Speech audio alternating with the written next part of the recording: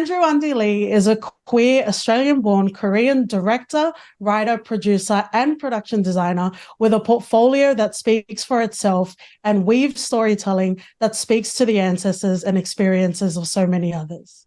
Night Bloomers is a horror anthology series exploring multi-generational stories from the unspoken immigration experiences of the Korean Australian diaspora.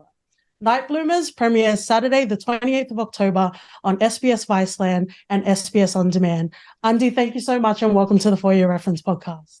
Oh, thank you for having me. I'm so excited to be here to chat with you. And yeah, this is great. Thank you for having me. Yeah. We're going to chop it up real good. It's going to be great.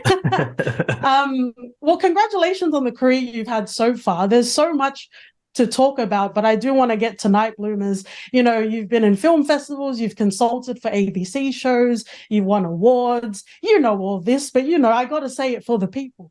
A feature screenplay with Co-Curious and the Powerhouse Museum, Parramatta, and we will be in the future, but you're about to go to South by Southwest Sydney for the new Visions of Future of Diaspora Storytelling. Mm-hmm. Yeah, thanks. Wow, that's makes me sound so good. Thank you so much. Yeah, there's a lot happening. And yeah, just been busy, I guess. Well, hopefully we can get some nourishment from Night Bloomers before we get there. But in the future, you did amazing. You inspired, you moved people to tears, and I'm sure they had a great time on the panel as well. But let's get into Night Bloomers. Created, wrote, produced, and directed.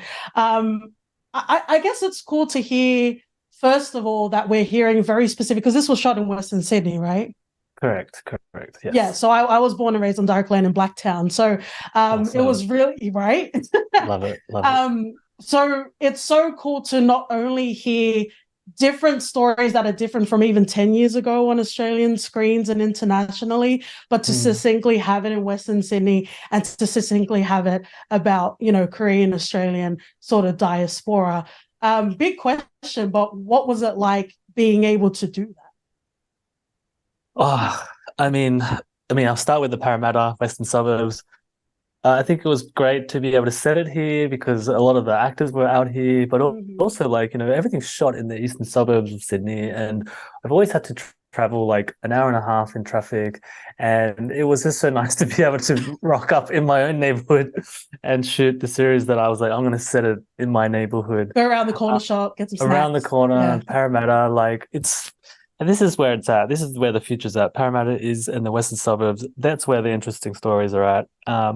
For my community, for the Korean Australian community, I think it was extremely meaningful and potent for me because I think I've been working, I've started my career since when I was 18, and the only projects I got to work on that were Korean were the ones that I wrote or had to consult on. And so when Parasite won, everyone started putting Korean characters in their series or in their storyline. So for around 4 or 5 years, I was helping other people tell our stories.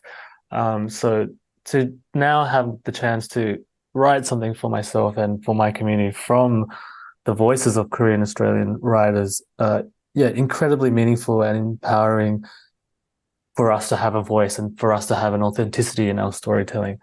So yeah, it is a big moment, and it is the first Korean Australian series created by Koreans. So it's a big moment for me and the fellow writers and actors. Yeah, and it's and even mentioning Parasite, there's that whole movement of embracing that 1 inch, the subtitling, which is also in Night Bloomers as well. And I think in the 2020s, I think a lot of us globally in audiences have the appetite of wanting the realness. Authenticity is another word, but they want the realness, and even if it means subtitles, that's okay as well.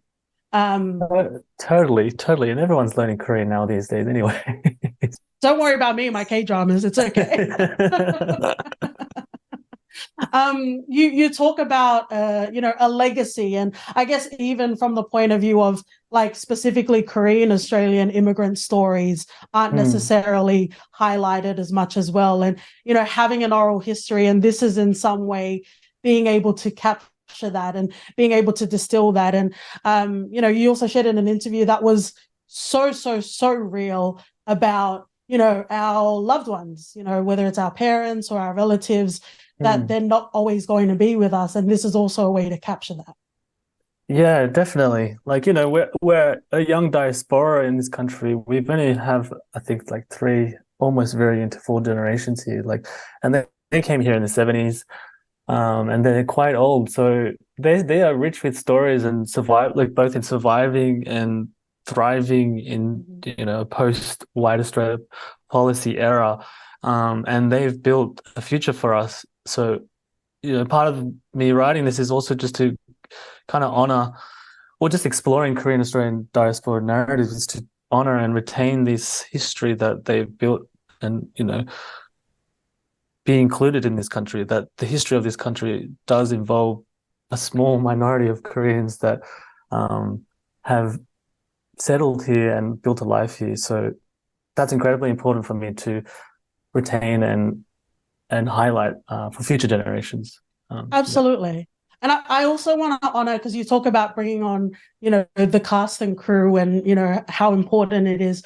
What was it like, I guess, being in the industry and having the experiences that you had? Shout out to working on the Sapphires, by the way. But like, what was it like having a wholly Korean set in Australia, being able to tell these stories? What was it like being able to distill that? Yeah, so I mean, this was an incredibly difficult series to make because it's, low budget horror. We Mhm. had COVID. We shot this during this third wave of COVID. I caught COVID in pre-production, so it was so hard. And then we had floods. Yeah. But the cast were like the thing that pulled me through, and they are the heart and soul of this series. They were so generous, they were so giving, and both in and off the project, because outside of the project we were sharing our histories and our just narratives of navigating our lives and identities in Australia. So it was a very rich experience to be able to work with such a large number of Korean Australians, um, and meaningful in the way that this is just the tip of the iceberg of what Koreans in this country want to be saying. Mhm. My fellow writers, Ra Chapman's got her own show with ABC. Suzanne is like working on that project. She's got you know, there is a thirst and drive to be telling our stories and, working with these actors. Mhm. We're excited to be a part of this narrative and the strange landscape of storytelling. Yeah, and it's very much at the intersection of, yes, it's great to have that presence, but it's also just part of my language. Fucking great. Like it's such a great anthology series and it's so immersive as well. I guess in the writer's room, or even for you specifically, did you have a favorite sort of like folklore? Did you guys need to research because some of you had different variations depending on the aunties and uncles? Oh, yeah, yeah. So, I mean, I guess okay. So two parts to that. I think the knowledge of our folklore was varied and like different renditions of it, which was great because we all owned it in a different way. All the writers owned it in a different way, and there is no right or wrong kind of ownership of our culture and our folklore stories. Yeah. Like, you know, I think there are different perspectives, and even me creating this show, like I have one perspective, and so like my favorite story is the goblin narrative, Mm. and when I was developing that show and presented to the SBS, they were kind of like not used to seeing a goblin in that kind of sense, like this playful Yeah. childlike goblin that was in I won't give it away, but like their perspective of what a goblin was very much through a Western lens. So Yeah. that for me is exciting to be come up with those frictions, both with Western audiences and within my community. So I'm very interested in how Koreans will respond to those folklore stories Mhm. because you know they're so ancient, but also people will have different interpretations of it and experiences of it. So yeah, I'm excited to share that with audiences, both Australian and Korean. Yeah. Yeah, and I think it's probably like whose auntie tells the story the best is what the goblin is going to look like, perhaps. Yeah, yeah. I mean, I always tell this anecdote that when I was growing up, I had, when I was crying, my aunties would say, a monster or goblin will come and eat my genitals off if you don't stop crying. Mhm. So like these stories did come from my family. They were like like scattered throughout growing up. And when, like, for instance, when they eat the seafood pancake, we would often eat that when it was raining, and a way to calm us down when there was like lightning and thunderstorms, and then to use like monsters to like teach us lessons. So yeah, this is very much in the series, and it's why I love the episode with the goblin and just the series in the whole. Yeah. It's Yeah. so interesting talking about, like, because I'm Tongan. So even, there's like usual sort of customs, or even when you go to the cemetery, you need to make sure you leave a particular sort of way. Otherwise the spirits will like follow you, which is a great way to teach a kid not to act up. Yes, exactly. Exactly. Oh, You that's want to get great. eaten by your grandmother? Fine. Yeah. Keep playing up and see what happens. Let's see what happens. Speaking about the anthology, I think, when we talk about like race and culture, sometimes maybe you'll get one character, maybe one episode about queer experiences. We get quite a few in Night Bloomers as well. Not to say that I wasn't expecting it, but I'm like, oh, this is great. I'm here for this. Was that something that was conscious, or was it just a matter of who was in the room and what was important to tell? Yeah, interesting. I think just me naturally, because I'm queer and like very gay and very kind of, I want to put that at the forefront, but I didn't set out to be like, hey, I really want to make a queer lens, view on Korean Australian experiences. It just kind of happened that way because I think, yeah, I mean, there's one episode that is very specific to my experiences of being queer in Korean Australia. So that's, I guess, very on the surface on that episode. But in the opening episode, yeah, there is like a queer touch to it because, yeah, with that episode, the writer was explaining how, when you're not fully the identity that you wish to be, which is like a Korean Australian woman, and you've either over-assimilated or whitewashed yourself so much that your desire to be someone or be like someone can become sexual, which then of course becomes like same-sex, thematically. So it was kind of just evolved in that sense. And my, I guess, relation to that is that, I was super proud to be Korean, but you also idealize, the other, what people, the